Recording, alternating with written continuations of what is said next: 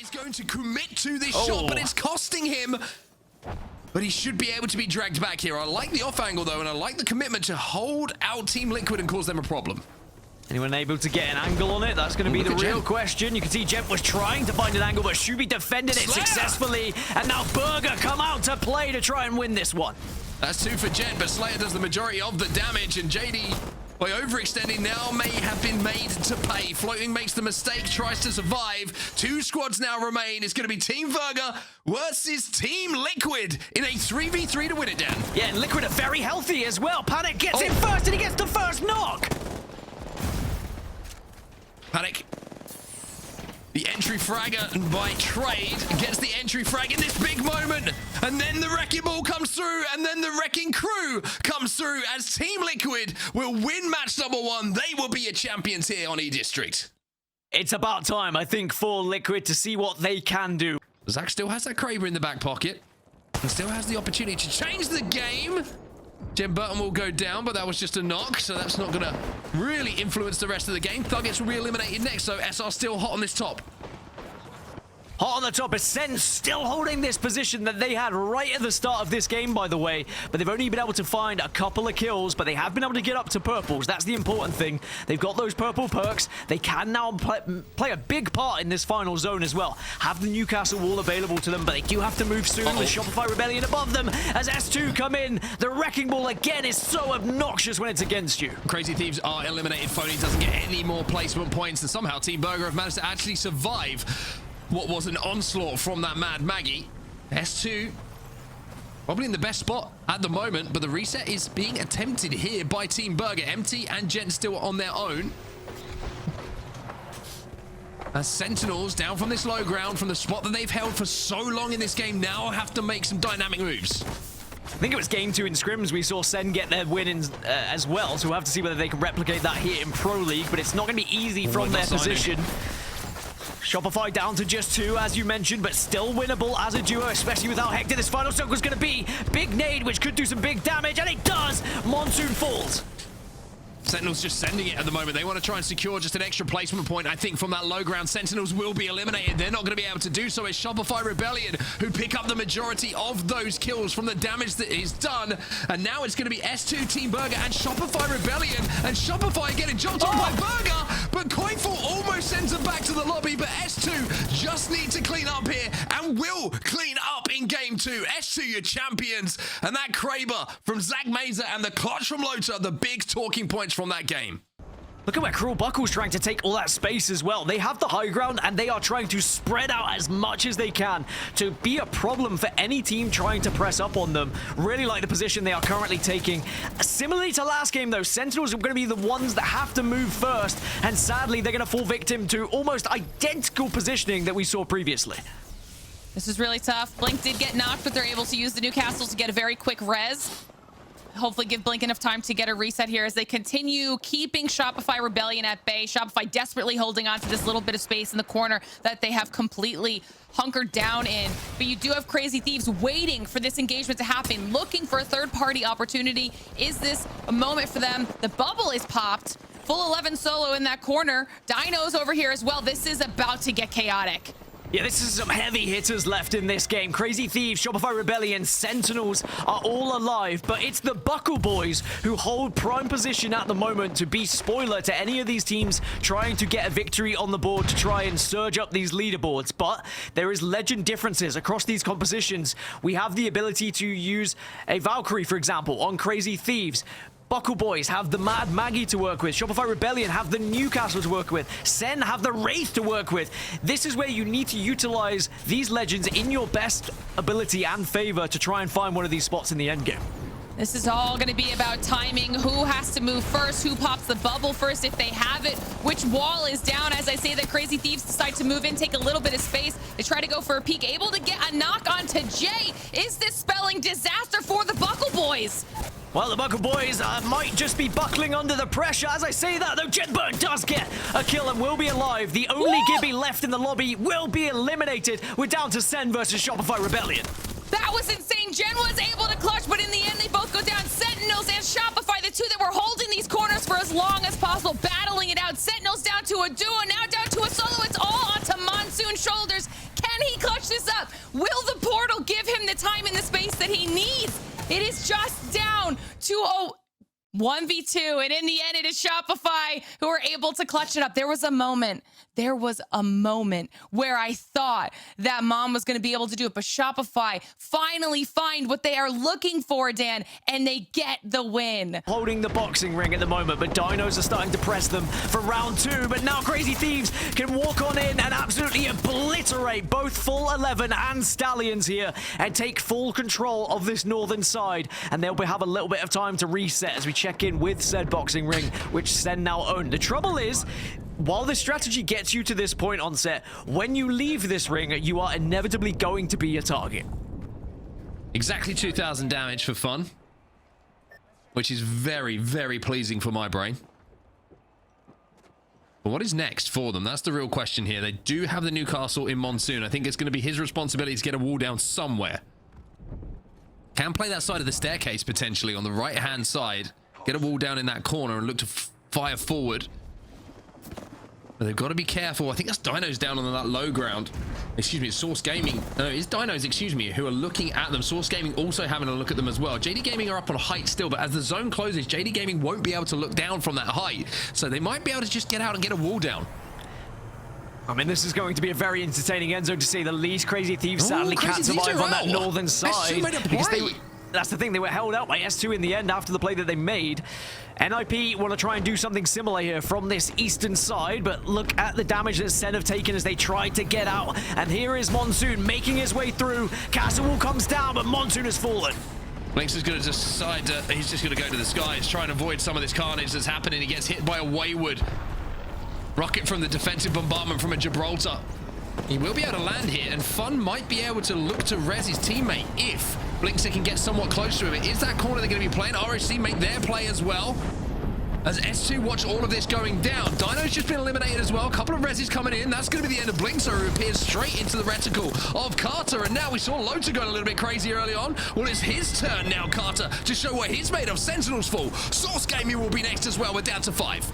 A huge chance for S2 to catch up Shopify Rebellion, who were eliminated earlier as well. NIP now go down as we're down to just our last 4 squads. And S2 are still very healthy indeed, but they need this bubble sooner rather than later because they are under a lot of pressure from these nades. Ninjas in Pajamas have gone. ROC will go as well. And look at the firing range that's just opening up here for S2. We are down to our final 2 teams. It is the baby comp bonanza as S2 will take on GK here. It's just a temporary reset, but bubbles are about to go down as the standoff starts. Carter takes to the sky, tries to take that EMP burst, will manage to do so. Carter left on his own now, flies up into the sky as S2 will be the champions of this game here on Olympus. What a game that was. KP galore in the end game as well. They will be a match 4 winners.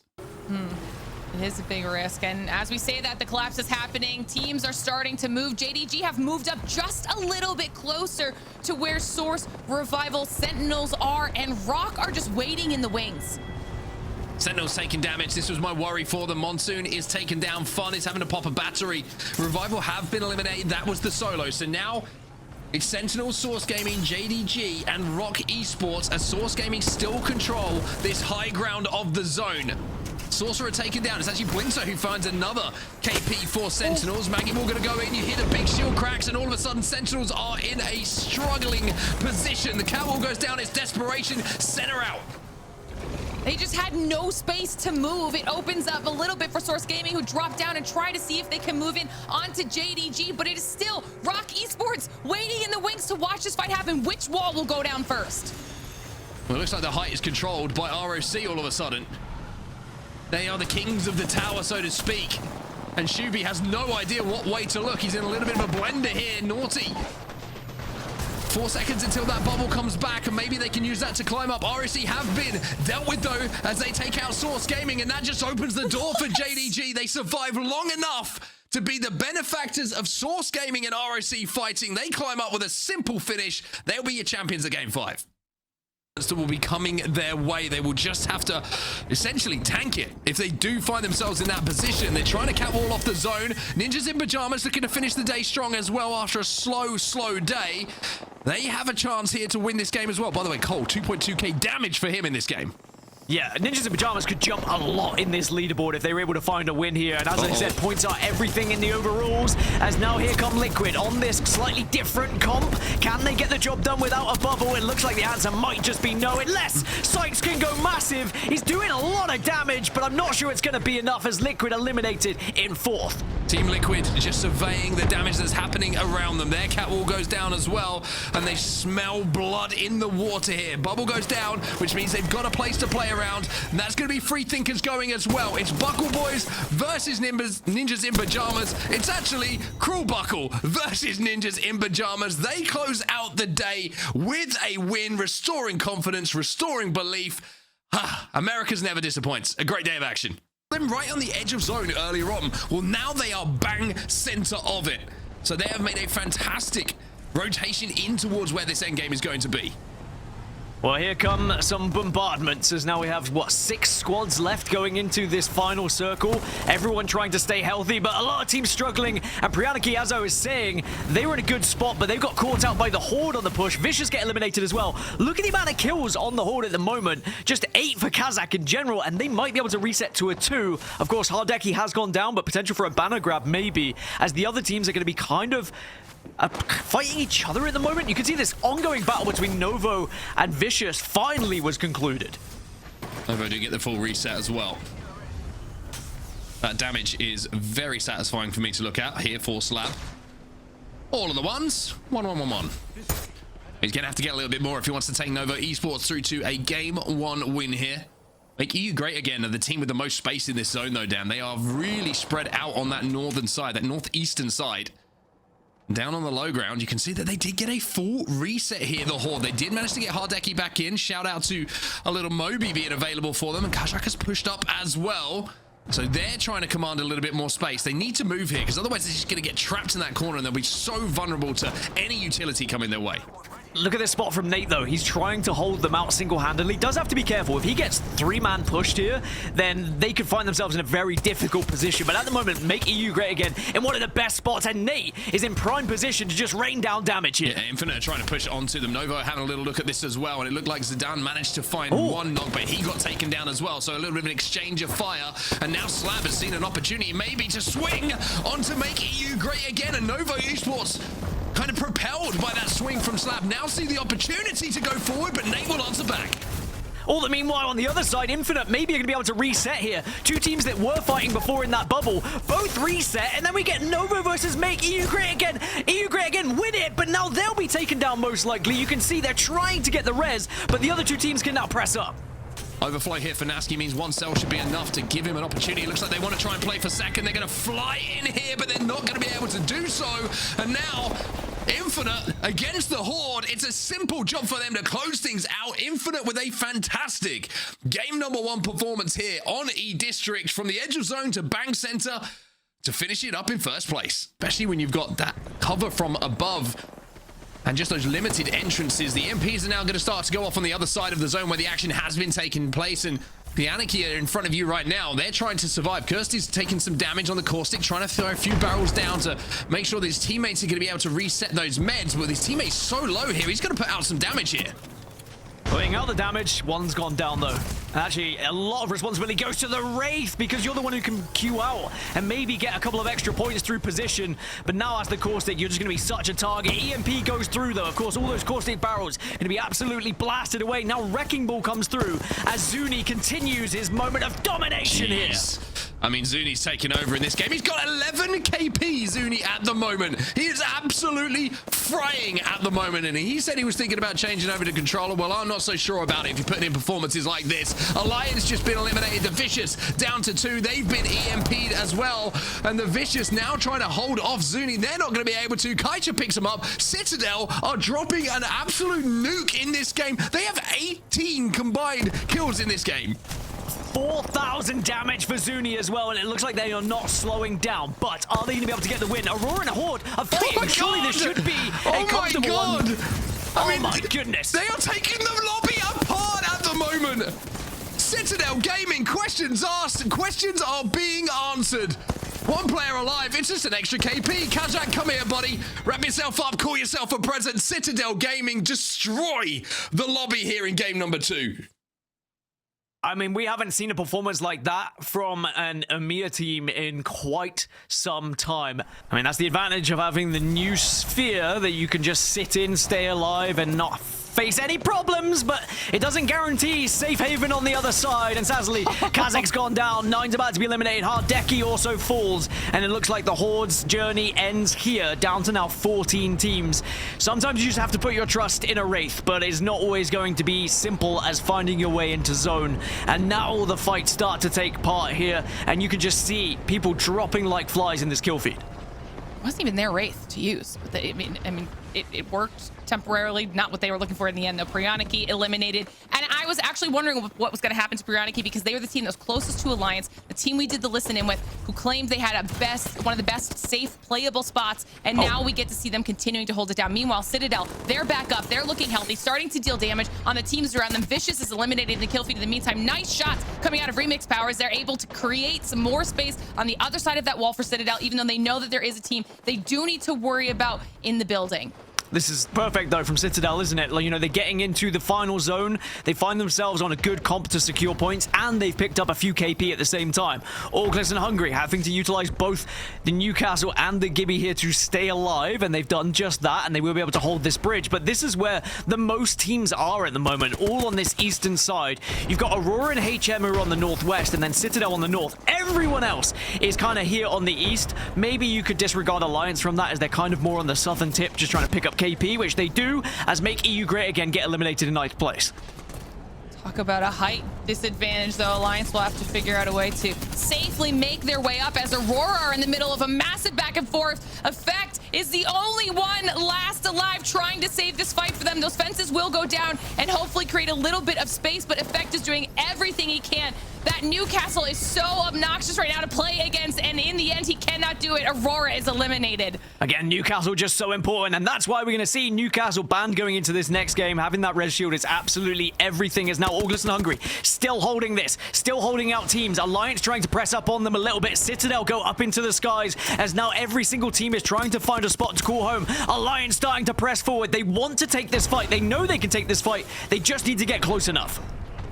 GG out, stay healthy out. Teams are dropping like flies right now as everyone is collapsing in on themselves. Citadel still alive, able to get a little bit of cover for a moment, as Potassium are also eliminated in the kill feed. Citadel did not take a lot of damage. They're looking for a moment to breathe. They know they've got OAH ahead of them, HM and Alliance up a little bit higher. Can Citadel be the first team in this region all season long to get 2 wins in 1 match day, let alone back-to-back wins, which is even more unheard of? Alliance have to go up into the sky. They're going to be kind of griefing OAH a little bit, which will allow CTG to just kind of walk around, press up a little bit, and delay.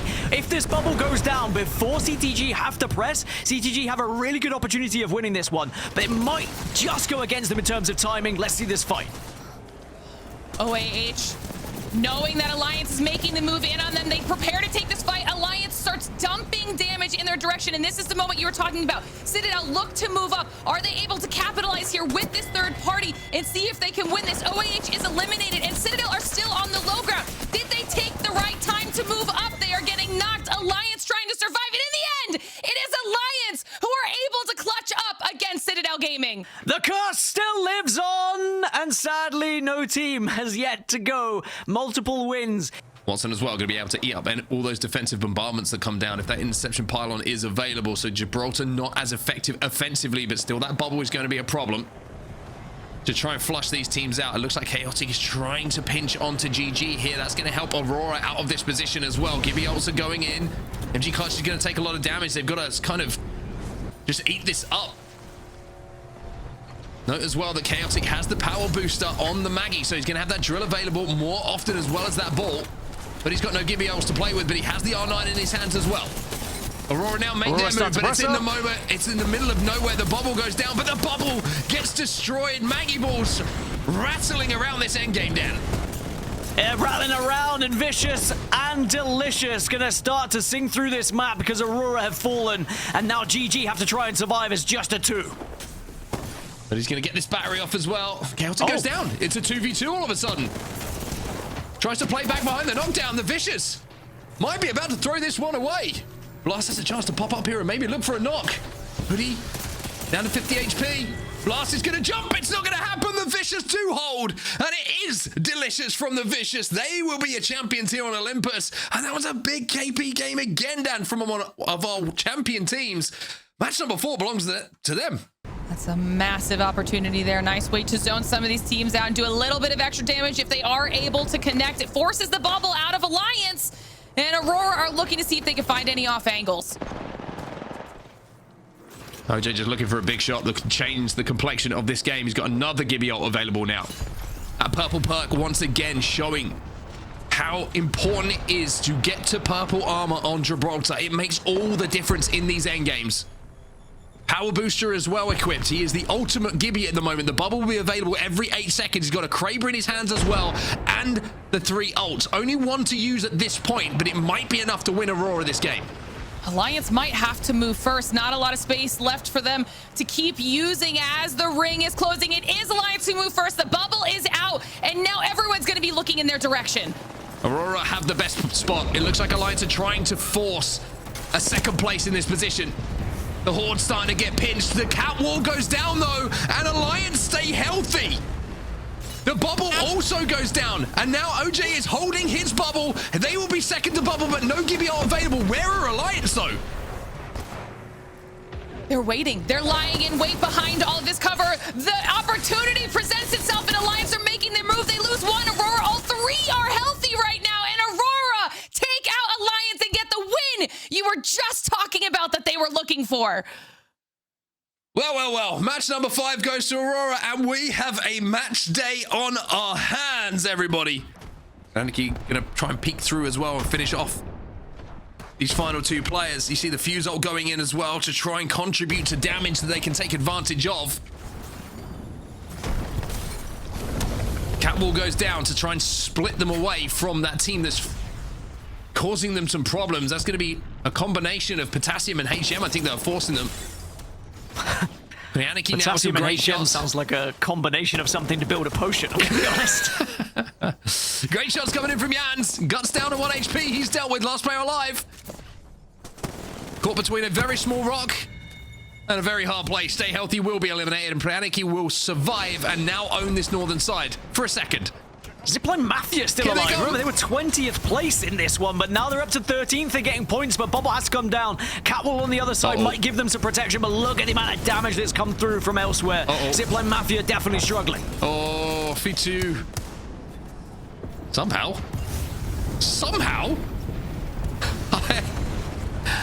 I don't know how, but he's still alive, and he gets the battery popped. Anarchy have been able to push themselves on the other side of this wall, though, so now they can just skirt around on the southern side. They can kind of wait for the damage to be done and then pounce on the rest of these teams. HM in a good spot as well.